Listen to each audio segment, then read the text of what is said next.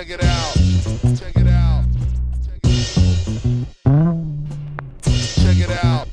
Check it out. Peace and welcome out everyone who has come down to get some knowledge about the industry and wisdom on life in general. My name is Open Hands. I am the host of the Meeting of the Minds podcast, a production of 206 Zulu Productions. This is part of our 18th anniversary celebration, and a huge part of what 206 Zulu does is attempts to share knowledge that artists have, that educators have, and that powerful community members have in order to help generate greater economies and self-sustenance in our community. So we're gonna hold this panel discussion today to share some of that information for any of the young artists. I know we have a contingency that's been moving up here of young students that have been practicing in music production and emceeing. For anyone who's come here intentionally to get some of that knowledge, congratulate yourself. And for everyone else here, thank you for sharing in this cipher of this exchange of information between us. We have an esteemed panel today. This will also be broadcasting and rebroadcasting on the Meeting of the Minds podcast. So this will be documented for us to share amongst people inside and outside of the community. But allow me to, well, first of all, just to make sure that we're all in here together, this is a hip hop event. Can I ask all the individuals that are tuned in right now for us to have a little moment of unity? Everyone make some noise for being here today, if you would. A little bit noise. Thank you, thank you. Now, if you don't know, let me tell you who you just made some noise for. First, we have Miss Casey Carter, who many of you will know from different events around the Pacific Northwest. This is an entrepreneur, a promoter, a radio personality. Some will know her from her blog, The Blow Up, and her podcast, The Glow Up, of sharing industry knowledge and helping to create self-sustenance in artists in the community. She's also hosted on Cube 93 New and Emerging Music and Local Music, an enormous advocate for independent artists in our community. One more time, can I ask you to show some love for Miss Casey Carter? Also, MissCaseyCarter.com, right, is the website, a wealth of resources that you can access after this. To the side of Miss Casey Carter, we have a super producer by the name of Khrysis, who some people will know from Jamla Records. Produce music now for Talib Kweli, Master Ace, Sean Price. I personally love that record with Elzai, the Jericho Jackson. If anyone has not heard that record, make sure to know that Jericho Jackson is the name of the record, right? The self-made since 12th grade is my calling. I must have played that 1,000 times. Also, first time I met this brother was doing an educational piece at the University of Virginia, seminars and master classes for young artists learning production skills, and also hosts beat critiques on Instagram, which we'll share afterwards, giving new producers space to share their music, be heard, and get critique. So, Khrysis, maybe show some love for Khrysis before we move on. Thank you. And thank you. And I myself am an old-time Seattle head, so I grew up in this town as a young artist myself, looking up to the man on the far left, Supreme LaRock, Mr. Supreme, who has, if anyone is an artist and deals in hip-hop in this community, you owe a debt of gratitude for the foundations that have been built. From a DJ, producer, radio personality, from Breakin artist, co-founder of Conception Records, which many people have taken as a model for how to be self-made since 12th grade. The legendary Seattle vet and foundational hip-hop community member, Supreme LaRock. One more time, please. Thanks. And I'm gonna ask, just maybe by a show of hands, people inside of the room, how many people are from and reside in the Pacific Northwest, specifically Seattle right now? To build, as we get into this knowledge, to build context and the story behind this, if I could, before we get into the nitty gritty of these kind of industry specifics, Supreme, if I could ask you, go back to the conception of hip hop in Seattle, more or less. Can we start this conversation with you giving us a brief picture of, like, from the earliest days, Seattle hip hop, kind of just like paint the picture, what was it like in the town, and then leading up to being an independent artist and starting to make moves. What did it look like? I mean, I heard you speak before about Kaz breaking on the sidewalk and things like that, going back to the early days in Seattle. I think a lot of people don't have the context for what hip-hop in Seattle looked like in the 80s and before. Right, well, in the early 80s, there really wasn't any hip-hop in Seattle yet. The hip-hop that was here was mainly cats from the East Coast that were in the military, and they were based in Fort Lewis. So they were coming here. Obviously, they came from the East Coast, so, you know, they were just heads. You know, they dressed a certain way, listened to certain music, and a lot of them were doing graffiti. There was more graph writers back then than anything, and that's kind of... I was young. I was like 14, 15, and I got into it by visiting New York City one summer, and I saw a street jam for the first time and just fell in love with it. So when I came back here, nobody even knew what it was. But I was, trying to wear fat laces. They didn't even have those yet. We were putting elastic in our sneakers.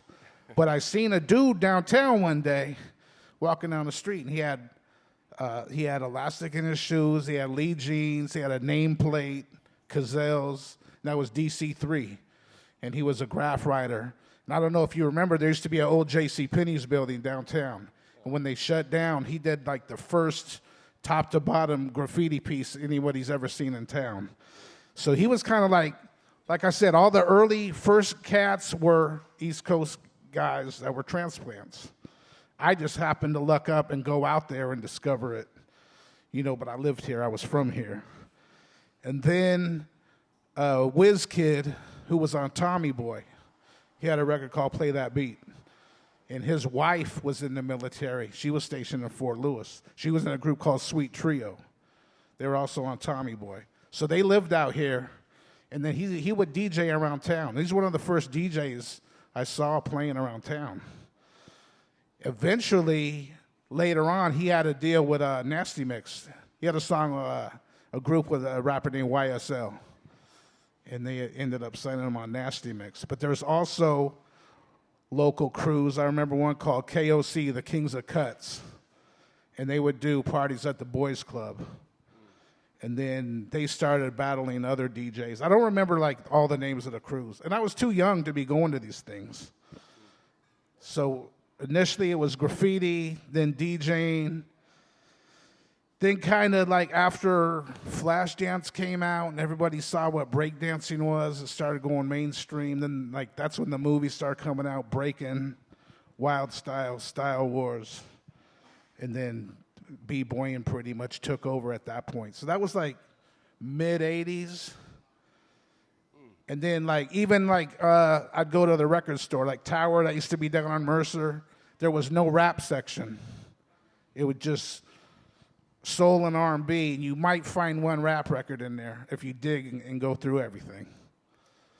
Man, I kind of noticed too, as we're talking about how a scene might spread and grow from that grassroots level, the movies that you mentioned and the different types of media, how much impact Star Wars and things had, and Mad Crew, for example, Enter the Madness. It kind of the Right. ways that it used to spread through videos and sharing videos back and Well, forth. yeah, we had no internet. We couldn't just Google things, and we didn't have YouTube, but we had word of mouth. How I came, and I was so excited. I witnessed hip hop, and I came here. I'm telling everybody, yo, there's this shit, and they spit on their head, and it's crazy, and nobody knows what I'm talking about. So I had to try to teach my. That was another thing. We were all self-taught. Nobody taught us this shit. We didn't have classes now. We didn't have panels like this where I could go and sit and talk to OGs that have lived it and do it. Like we were young, it was new. Even the way I DJ now, it's called hamster style because my fader's backwards. That's because when I plugged everything in, I plugged it in backwards, and I didn't know that. So when I taught myself to DJ in the opposite direction. It might not make sense if you don't DJ, but yeah. But then what's funny is later on, talking to Qbert and all these DJs, like half the DJs are hamster style. We all made this mistake. But yeah, so I look at things like me and B Mello used to make a lot of tapes, mixtapes, and we were getting reviewed. We'd find like a magazine called Hip Hop Connection from the United Kingdom or Germany, and they'd have our tapes in them. We're like, how the hell did they get our tape? We still don't know. Maybe, like I said, maybe a military guy here picked it up, got stationed over there, but everything was word of mouth and, like you said, tapes. And we talk about who knows how many times people dubbed our tape and it went around the world. We have no idea. But it would be in different magazines and people would know who we are. It would blow our minds. That physical connection of passing things back and forth and the conversations that happen between the two. Man, Khrysis, kind of like reflecting off of Supreme Story and then reflecting this back to North Carolina, where you grew up with the music, right? Can you identify some of the things that helped hip hop to grow and spread into a scene that you guys are gonna run in now?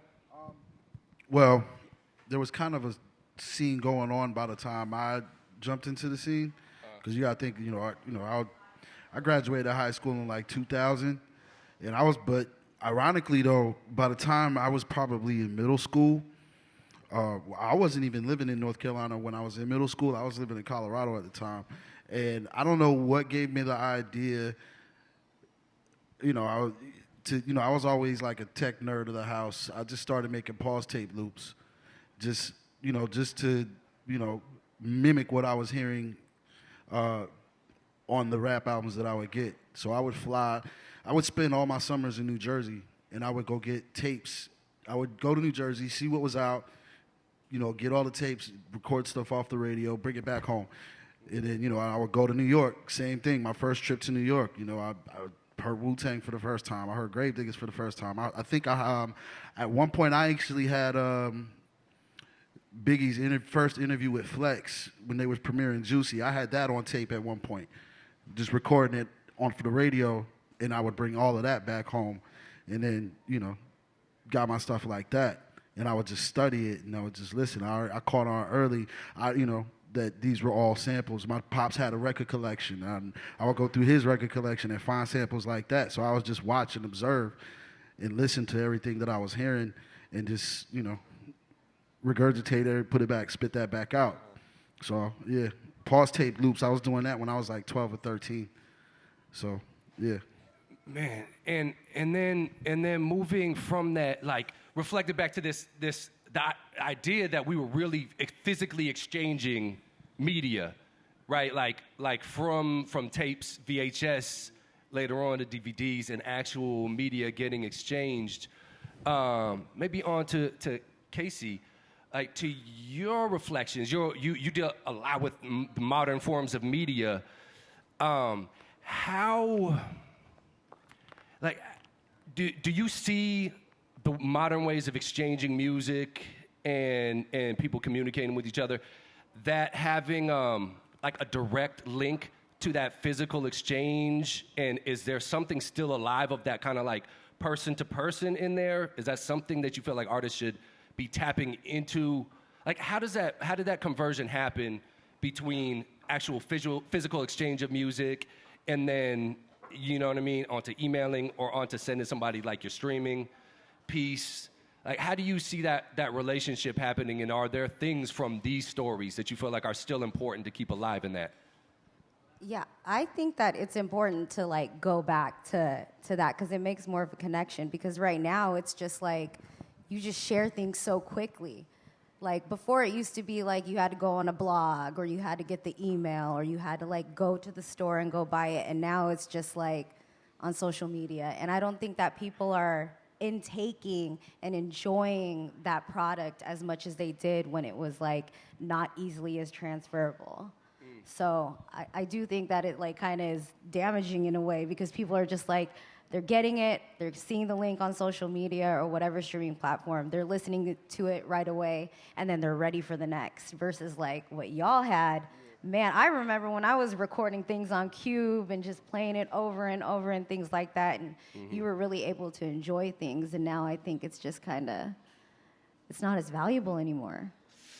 And how do you compete with that? Like maybe Khrysis, from your activity right now, and like that mass inundation and that able to you quick click or it streams for you, you know what I mean? Like how do you get attention in that space? Well, I mean, I don't know, because it was a little different when we started out, because the internet had just started when the Justice League was coming up. Like we were definitely one of the first people to use the internet to our advantage. So we kind of just cut the noise, simply just being some of the first people to do it. However, nowadays, to cut through, it takes a little bit more. But at the same time, you do have an advantage because you can just really have your own little corner of followers, and it don't have to be as many. You don't have to sell 1 million records, but you can have like a good 200,000 followers that'll get you enough to sustain your own ecosystem as an artist. So, as long as you have that foundation and a circle of, in your audience, the internet can help you do that at this point. Yeah, I think that a lot of people, like back then, they were trying to appeal to the masses because they wanted everyone to hear them. I think now it's more important to focus on your core group, your tribe, and cater to that group instead of to the masses. Then you won't be passed on so quickly. I feel like that's kind of like an element of knowing who you are too. Definitely. Yeah. Definitely.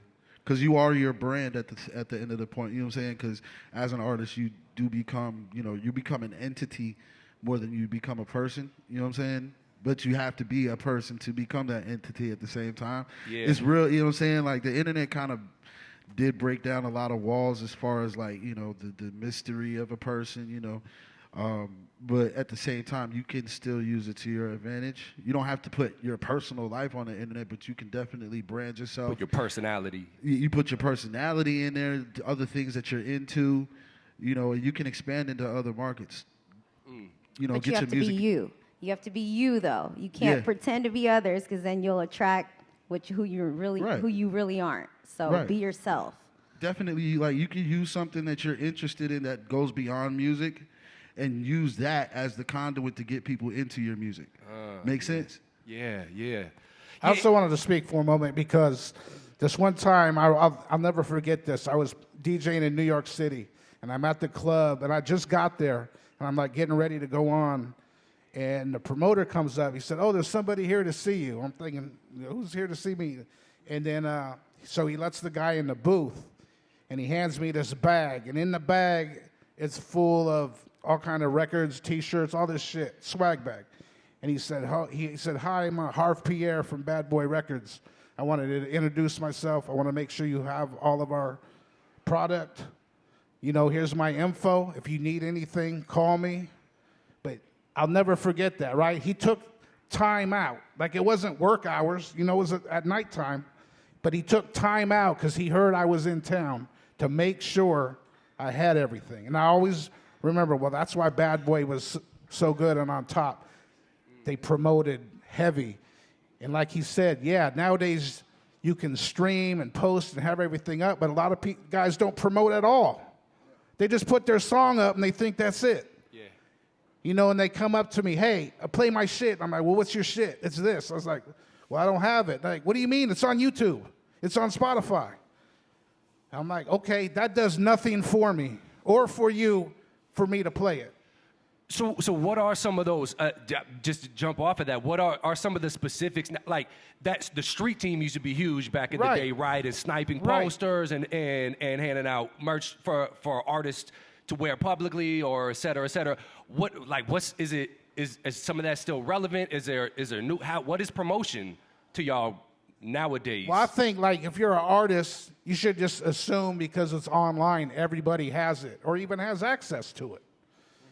And you should create some sort of a relationship of people. Some people will come to me and say, oh, hey, my name is blah, blah, blah. I'm an artist. I got this joint out.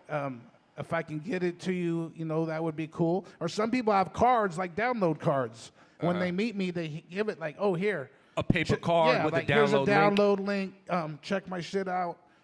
And they start a relationship, basically, and introduces it. Like, some people just expect me to have everything, and I don't even know who you are. Right.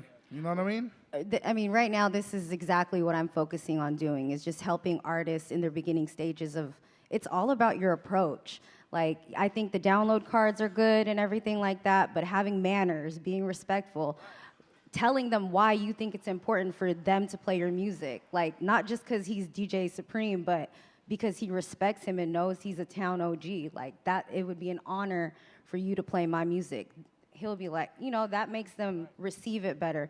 But also a quick email, ask for the contact, make it easy. Send them a link, send them the actual song. Make it easy for the people that you're trying to have them do something for you. I think all the times these people don't think like this is a busy person. They're very important.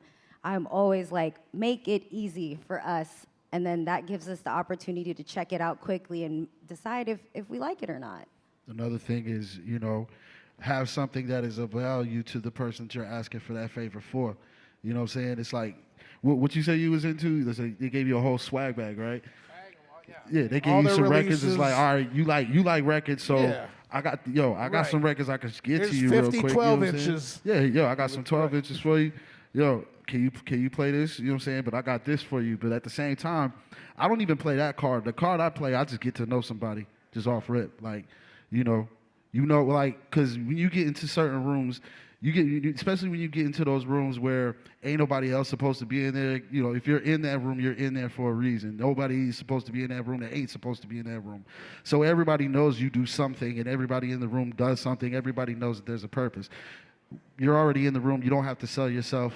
You don't have to sell your product anymore. Now you got to sell your personality. So that's where a lot of people get it confused. It's like, you know, your entity is bigger than the music. You have to be a human, you have to be a person, and you have to have something to offer to the people that you are asking favors from as well. You know what I mean? So, especially as a producer, right? Like, how much of those, like that list of artists that you produced for, how many of those one led to another? You created a relationship with someone. Definitely. They listened to your music. When they felt it, you were able to collaborate with them, and then you leverage those into other relationships. Definitely. Or, you know, I don't even leverage them. If anything, I refine those relationships, you know, and just stuff just comes up out of it. You know what I mean? You know what I mean? Like, I get to know them as a person. You know, I give them my personality. I crack jokes with them. You know what I'm saying? I pay attention to stuff that's going on in their life. You know what I'm saying? And I'll reach out to them and I'll say something. You know, and I'll just make it a personable experience. And then after a while, you know, I'll just get a call out of nowhere. Hey, I'm working on this for this album. Is that beat still available? Because we're doing this for this album, and then I'm doing this for my album. You said you got something for your album too, right? So yeah, let's do that, and I'll take care of whatever they got to do first, and then, you know, it's just opportunities just come back around after a while.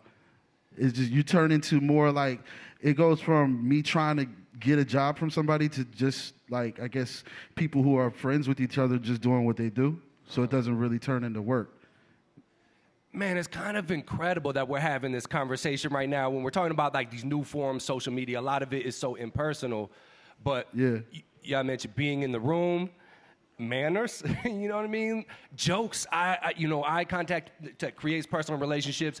And then also with the swag bag, like, these are gifts. And like you said, even when you cold call or email someone, respecting their time in space, these are interpersonal human skills, and when you're asking someone for something, essentially, I want Supreme to play my music or whatever, I'm offering you my swag, my gifts, like bringing something to the and I wonder too, maybe back into the social media, like, for example, the beat critique, that's an offering. right? That's a gift. That's Yeah.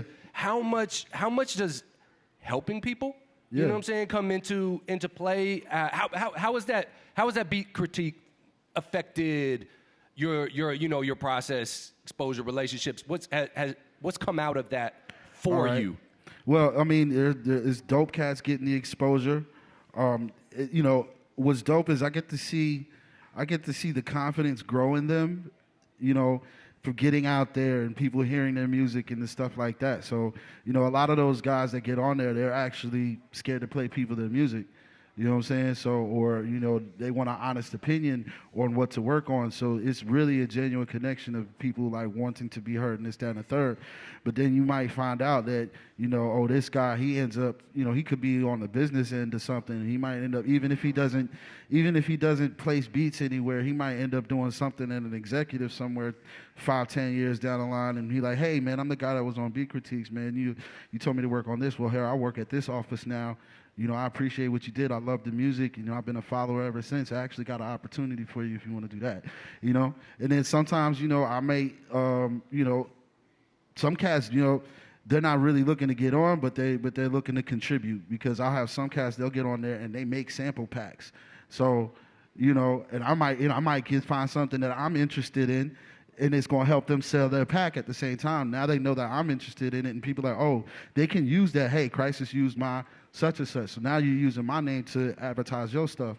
You know what I'm saying? So it's just, it's just a synergy. And then I'm using them, at the same time. It's like when they come to my platform and people see that there's dope people coming to the flat platform, that grows my platform as well. You know what I'm saying? So it's just kind of all the way around. And then it grows their platform, because now you got a bunch of people coming to see them, and people who didn't come to see them but stumbled upon them because they came to my platform. Everything just goes all the way around. Right. And even the folks waiting on cue in the Right. room to get on are watching other people's, are in your, Right. they're watching you. They're watching it, essentially. yeah. So, but then I'm watching them too, because I end up becoming fans of theirs at the same time. So, it's just a community. We building each other, have each other's back, giving each other advice, putting people in rooms, Man, just to pause one more time on that, the impact and power and support that is created for your brand and your career in making a simple act of helping other people can never be neglected. That's an incredible, powerful thing. I think that we have to make sure we take space to never let die in our mentalities. That's beautiful. Jumping it back one step too to the cold calls and accessing for exposure.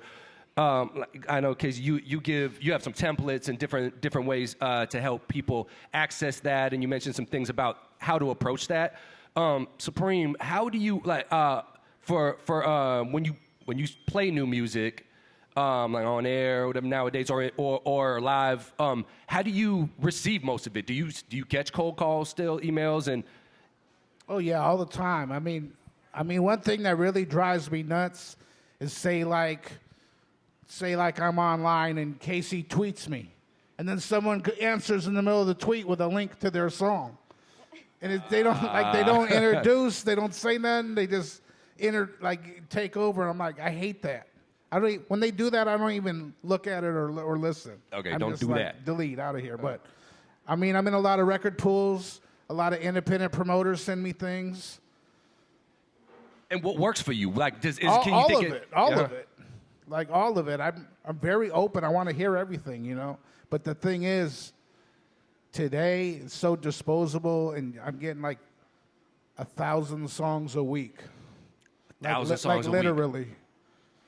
Wow, And man, it's that's just a lot crazy. to cut And through. then I gotta comb through that and think, okay, this is gonna work, for me. Like, what I'm into, what will I play? And you can't be listening to 1,000 songs a week, Nah, right? I usually what I do is I'll just load them up, and when I'm driving, I'll play them, or like when I have some time. I make time to do it, but usually in my car is the best, because I'm just by myself, and I can pay attention. Uh-huh. But they'll also they'll do stuff like they won't send a clean version, or they'll be terrible quality, or weird intros. Yeah, is it still Like- that 7 seconds? Is that a big, like, you're cycling through these songs, you're still looking at that pretty first much, 7 seconds? Pretty much. You know, I don't like to do that because you can miss a little bit, but it's pretty much got to get you from the jump. Supreme, you're better than me because if there is a misspelling, if the capitalizations are off, if there's any grammar. That's all of most of the songs. Oh my goodness. All caps. Check out my song. That's it. I don't know who you are. That's why Right. I came up with the templates because it's like, dude, I don't even need a full sentence. I mean, like a whole bio or anything like that. Just come correct with your approach. Did you have somebody proofread your email real quick? Right. Yeah, half them songs just are numbers. Like, they won't say nothing. Man. On this music. So let me just, before we move on, how important do y'all feel that airplay still is for exposure, moving a career forward? Actual airplay. I don't think it's that important because, you know, the DJ used to be the tastemaker, but now just the world is the tastemaker. That's why some things are organic. Some people do put a song on YouTube and it hits, and everybody knows it in a week and it blows up and whatever. It's kind of like, I mean, DJs are obviously still important and airplay is still important, but not as important as it was 20 years ago. I feel like DJs are so important. I feel like a lot of times artists forget to hit up the DJs. They're too busy sending the me DJ the is songs. a forgotten Yeah, person. I'm like, I'm don't not like that. on radio anymore. I don't have a blog like that anymore, but people are hitting me up, and I'm always like, hit the DJ up. That's who's breaking records. That's who's playing the song.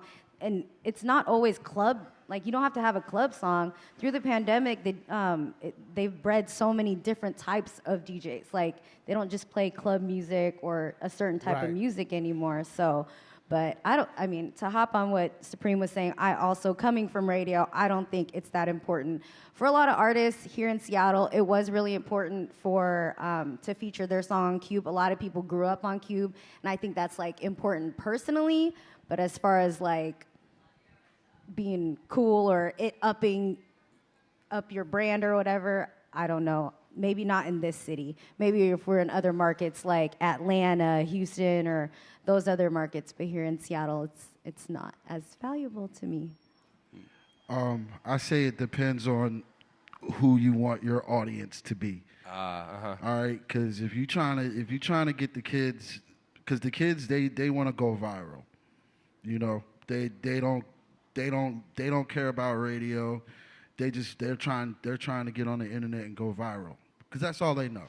All right, truthfully speaking, respectfully speaking, that's all they know. They think that that's what's supposed to go down, so they try to do it.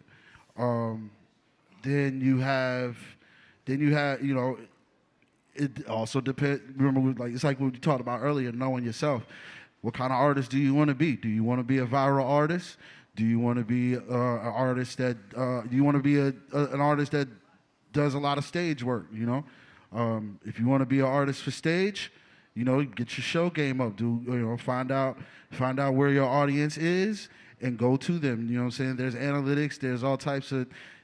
Another advantage of the internet. There's analytics, and you know you can see who I can go. I can put my music up, and I can make my Apple Music account and find out who's listening to my music where. Where's the highest number of my streams? Okay, I'm gonna go to that city and perform. You know, that's another way to use the internet. You know, see where your audience is, what kind of audience you want to have, because like I said, I know my audience. You know. I know the audience that I have, they're not looking for me to go viral. They still miss the radio. They want to see the TV. They want to see the videos. You know, they don't want to see me doing no dumb shit, though, because, you know, that's just not who I am, and that's not the kind of artist I be. So, and, you know, we kind of all know that radio is kind of where it's at right now, even though we want it back.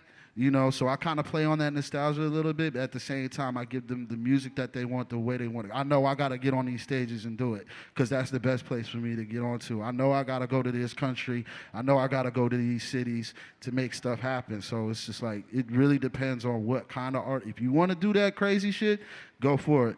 But there's another way. But you got to find out what kind of artist you want to be and what kind of people you want to speak to. Find your people. Right, and you kind of got a little foot in both worlds, a little sort. You got fans like me that got a little gray in here, you know what I mean? That I don't want, when you're like, so I don't think the DJs are less relevant than they used to be. I'm like, no, in my heart, you know what I mean? And like, I support those old things that touched me or I grew up knowing as the world that was recognizable. And so you're appealing to fans with that mentality. I look at my Instagram analytics and I see the age group that is, the highest age group right now is 35 to 50, and right up under that is the 25 to 35-year-olds. So I know if I, you know, my music is probably getting passed on to their kids. You know what I mean? So I kind of play on that. You know, that's exactly where I play at. Like, and it's interesting too because looking back, like you probably think back, Supreme, to like the earliest days of you working in the industry when the audience was young because hip hop was young. And we think about how things have transitioned now, and we have this focus still on how young people consume and look at music. At the same time, one of the new elements of modern hip-hop is that we have this older contingency, right, that is also a huge demographic to market to that wasn't there in the beginning. Out. Let's keep it real. They're feeling left out, so let's feed them. Yeah, I do feeling left out sometimes. Let's keep it real. Can you kind of like tap that, man, and then taking that a little bit more to the nitty-gritty as we move past the transition point, how, in terms of that, and now we're talking about streaming, especially airplay used to be money for a lot of folks in publishing and such. Can you break down a little bit of like where your income stream sources from, and maybe percentage-wise, like how much money you get off of live shows, off of publishing that maybe comes off of airplay, and then now streaming is a bigger conversation and pay equity. Where is your largest income source as an artist? I mean, it's a mix of everything. Cause I do more than one thing. You know, I'm producing. I'm also a mixing engineer. I also DJ, and then I also perform, and then I have merch. And then, you know, I got some publishing stuff going on. I'll do like television and commercials, and I'll get songs that placed in movies, and, you know, so it's just a little bit of everything. I kind of got a little hand in everything. Interested too, because a lot of this conversation around some of the old pay structures changing and shifting, and streaming paying so poorly for artists, like that, diversifying your sources sounds like an important factor. Yeah, I mean, that's another thing too, though, because like as far as the streaming goes, the real thing is dependent on if you own your masters or not. If you own your masters, you're gonna get more of the streaming. You know what I'm saying? But if you bite the bullet and you pay a label to do it, well, you're basically paying a label to do it, but because it's gonna come out on the back end. So you know, if you give the label, if you sign to a label, you give them the rights to your music, then yeah, that's gonna cost you, because you know all that advertising and marketing and then pushing your stuff up to the top and all of that, that costs money. Paying it back, right? Yeah, that costs money. All those Instagram ads and people pushing your video, people pushing your song to go viral and all of that. There's a team that you gotta pay to get that done. You know what I mean? So unless you're doing some grassroots, which is hard now, because, you know, it's really all the marketing really comes down to whoever has the highest dollar or whoever has the relationship with everybody. So, yeah, like you really just have to, where were we at? All of that stuff costs. You gotta wear hella hats. Yeah. All of that stuff costs money. So it's just like, like, what are you going to do? Supreme, when y'all started Conception Records and then like kind of thinking of that self-made business, how much is having money to invest and being able to, like, even now paying Instagram ads, how key is that compared to having knowledge and labor work? Like in terms of kind of like making it happen for yourself, being the label, how feasible is that, do you feel, for artists that don't have a budget or don't have a budget like that? Well, we got lucky because my deal was through Sub Pop. So we had Nirvana money. We had budgets, and even though we were independent. But what I quickly learned is how he says everything's paid for. So I'm going around to local record stores, and I'm like, we want this huge display when people walk in. They're like, okay, that's $1,000 a week. And I didn't realize, all this shit's paid for. You know, then they paint a picture of the artist on the side of the building. The label paid for that month or whatever it is. I started quickly realizing everything is paid for. Even when I was managing a record shop, Sony would send me, say, like 100 CDs for free and tell me to keep the money because they wanted the sound scans. So it would be number one at the end of the week. And they could say, we have the number one record in Seattle and wherever else. With a bullet. But that was a marketing plan. They Meanwhile, just wrote you that got off. back stock. You know what I mean? Well, a lot of people were doing returns. A lot of stores would try to return them at the end of the month and get some money back from them. So it's kind of like they were screwing each other, basically. But it was weird, man. The record industry's always been crazy. I remember like MC Hammer calling my store, and he sent me a VCR. He's like, you need a VCR? I was like, sure. He's like, okay, I'm going to send you a VCR, but you got to make sure my record's number one this week. But they did shit like that. You got bribed with a VCR? Yeah. I got like a fax machine, a VCR. They'd send you on trips. If you're doing like, mix show conventions and Jack like the that. Rapper and New Music Seminar and all those. Right. They'll fly you out. I had MCA fly me out all over. Always treating you to dinners. All that's gone, though. The industry's different. They ain't doing that no more. Man. They give it to TikTok now. Right. You need a song with a dance that goes to it on TikTok. Yeah, they pay those kids to do that, man. Like, yeah. So a quick answer, is it worth it, you know what I mean, seeking representation in that way, using someone else's budget, which you'll in turn pay back, lose that on your back end when you're actually making money at the end? This is a question for new artists, too, that you got music, it's dope, let's say, and you don't have a career at this point. Is it worth it to pursue someone with a budget to support you that everything is paid for, you'll be paying back, or to trying to grassroots it? It's hard to say because you never know. You never know what that person as a human has to be responsible for. You know what I'm saying? So I'll put it that way. Like, if you got a lot to be responsible for and you need that money now, go for it. Pay. Just be smart and pay it back later. If you have the resources, go for it. I want to. Word. I want to make sure we touch this. Real cut and dry, right? Yeah.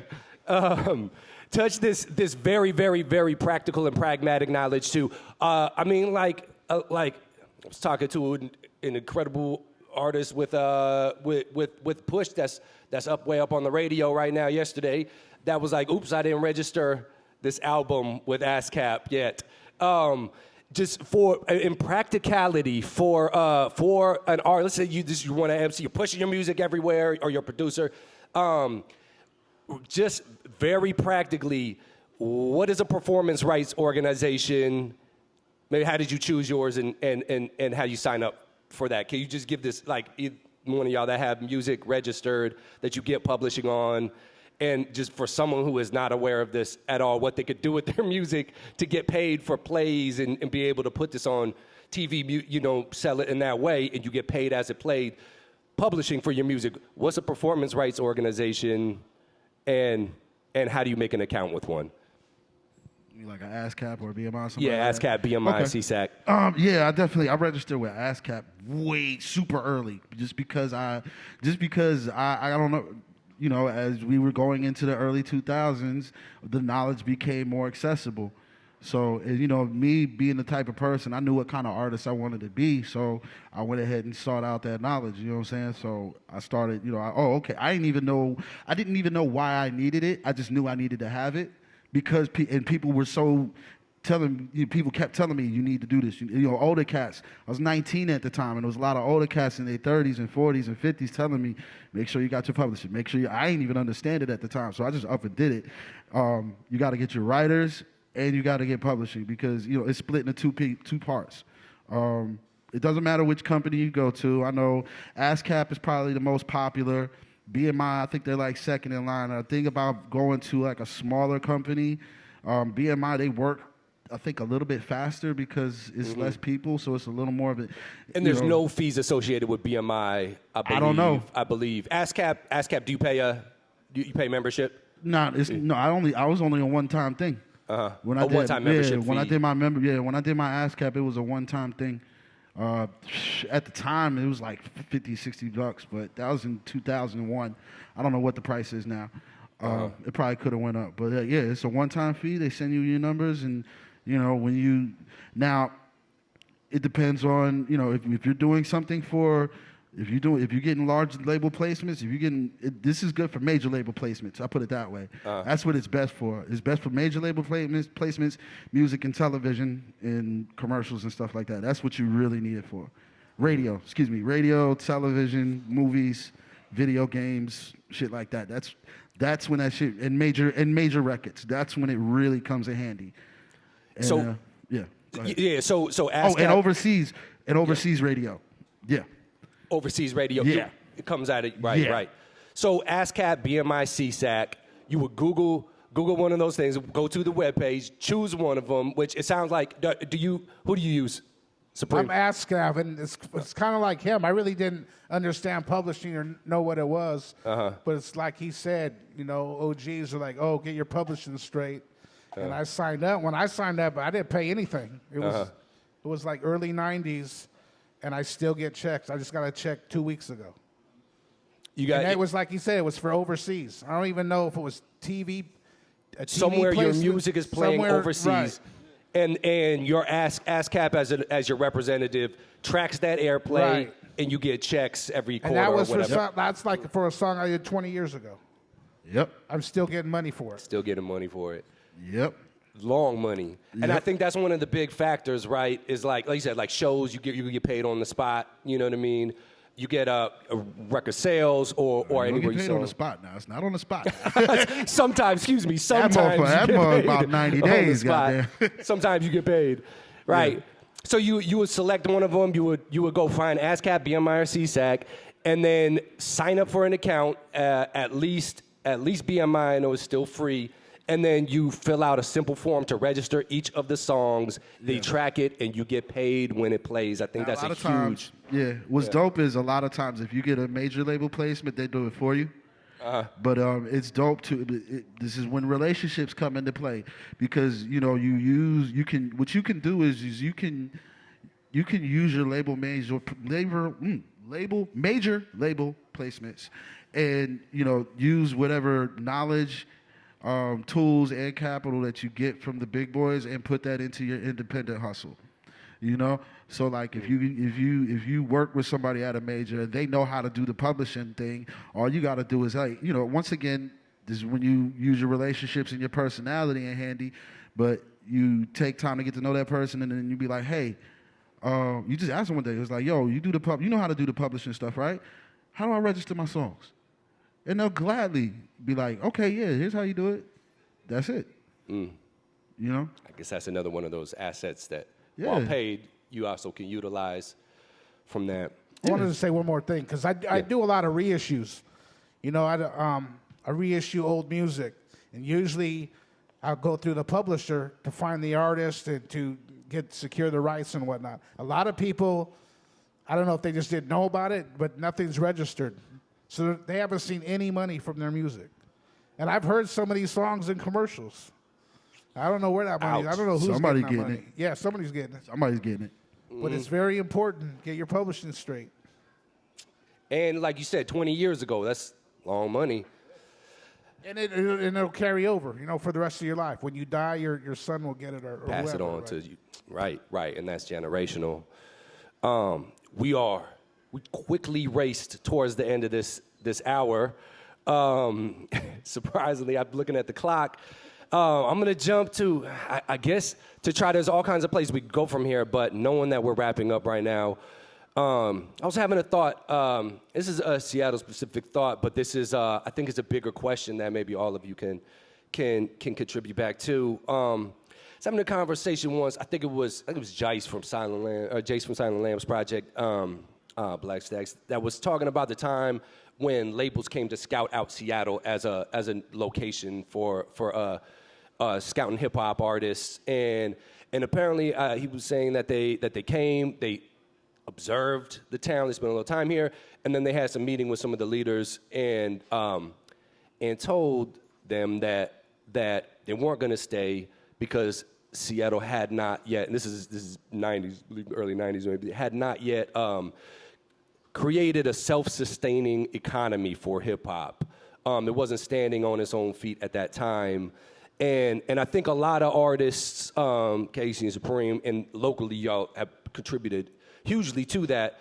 I wonder kind of where you think that the town is at in that way. And then the larger question is how, and this is a wrap up, unfortunately, but how creating a community, an economy collectively, how much impact that has on a personal artist. And it kind of goes back to like the beat critiques and doing things that support other artists. But how, Casey, how do you think are we self-sustaining in Seattle, and how important is building and creating community and sharing resources in furthering your own career as an artist? Well, I think building a community and, providing resources, and I'm always about each one, teach one. Like, I never want to be the person withholding information, gatekeeping information. I know how it feels to want to know something and knowing the person next to me knows it and they don't want to share it. Like, that don't feel good. So I'm all about creating community, making sure it's very inclusive, and supporting the small community that we have here now. About 10, 12 years ago, Seattle hip-hop, incredible. I couldn't believe I was able to immerse myself in it. I was like, we're going to be like Atlanta. We're going to just be, we were selling out shows on weekdays. Local artists were selling out 650 people venues back then. Now, our city has changed a whole lot. I don't think a lot of the people who particularly like hip-hop as much as the crew 10 years ago did live here. They don't live here anymore. It's a bunch of different people. So I don't know. I'm in a funny place right now where people are surviving, they're sustaining, but it's more online. And then a lot of people are leaving. And making careers outside of Seattle, and then coming home and bringing that back. But I don't know how to answer that right now.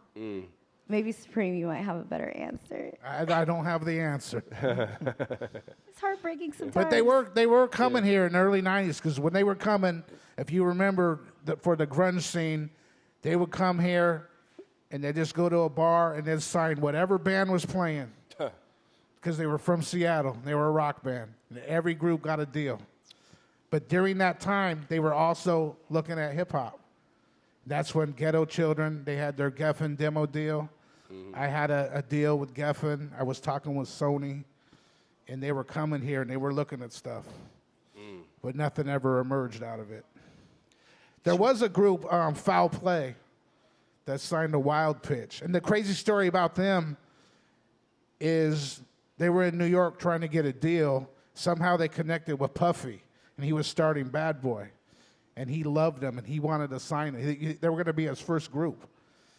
And Clark Kent told them guys, oh, he's not established yet. He's just starting a label. You want to get with somebody that's already established. They ended up signing with Wild Pitch, who folded like a couple months after that.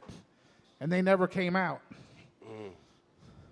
But that was around that same time. Wow. And also, to note, too, like you said, when this became known as a grunge city, right, they were coming in there signing the first thing they saw off of the reputation. They just went to a bar, and whatever band was playing, hey, we got a deal for you. So building that as a self-sustaining grunge scene or whatever, right, it created a name for itself, a preceding reputation, and then that equaled that for those artists, which may not have worked out great for somebody who got signed without really knowing the artist, but it's powerful.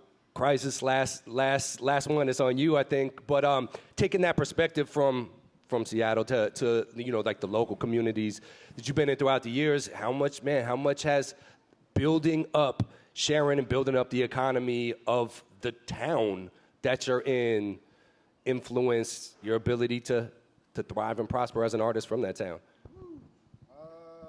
And this is the wrap up too, so make it deep, brother. I'm trying. I'm really trying because, you know, I just kind of learned early on that a lot of people in your hometown ain't gonna. They're not gonna see you as trendy until they see you doing something outside of your city. So I grasped onto that concept very early. Like, the city ain't gonna look for me for nothing if I ain't got nothing that's gonna represent the city outside of the city. You know what I'm saying? So I had to establish myself. It's like that airplane thing. You got to put your mask on before you can help somebody else with their mask. So I had to put my mask on. Can't pour from an empty cup. That part, you know what I'm saying? So I made sure that, you know, I wanted to make sure that I was established to a certain level before I was able to start giving away things to the other folks in my city and empowering people of my city, if that makes sense. Yeah. So, you know, we try to do it, you know, and then, you know, another thing is too, man, it's like you got a lot of talented folks, but that think that they know the game better than you do. So it's like you got to navigate around that too. I mean, it's the same thing in every city, you know, unless you're in New York or LA, unless you're where the cameras are. Yeah. You know. Go to the cameras. Yeah, you got to go to where the cameras are. New York, LA, Atlanta. While we build cameras here. And like Casey said, if you leave, stay where the cameras are. Yeah. Everybody back here is in the town still trying to build the cameras up, get the cameras. But bringing that back, people that go and do have that success from outside into the major centers, contributing back creates an economy for generations. Because, like, you know, all right, I've watched it. I've probably seen this go down firsthand where it's like, okay, the city, all right, there were certain sectors of the city where Little Brother was getting local love, right? Yeah. But they didn't get that citywide love until after the Hove record. You know what I mean? Then people, you know, it was people who believed that, you know, Jay-Z discovered Ninth and then Little Brother happened, when it's actually the other way around, where Little Brother happened and Hove caught wind of it, and then he said, let me get that. You know what I mean? Does anybody know any of these guys? Does anybody know the producer? And it just so happened that the cameraman was the guy that knew Ninth at the time. And that's where it kind of took off, but, you know. And now there's a wealth of incredible artists getting play and coming out of Central North Carolina. Yeah, it was the same thing with Cole. Like, Cole didn't, Cole didn't really pop off like that. He had to go to New York. When he moved to NYU, you know, he went to NYU, and then it trickled down, and then he came back to the city. Now, you know, it's the same thing. Jodeci moved to New York. Anthony Hamilton bouncing between New York and LA. You know, it just is what it is. And these are all the artists from North Carolina that we know now today. You know what I mean? So all of them had to leave the city at some point. So I guess the final point is, when you do hit, for the artists that do hit, we're counting on you back here to help continue to build and grow these environments so that cameras are homegrown after a certain point, and that there is an economy that can sustain a community, and people can come in here looking for that. People outside of your city have to know. People outside of the city have to know what's going on in the city, but in order for them to get to know what's going on in the city, you got to go outside of the city and show them. But don't forget to come back. But don't get mad if they don't do that.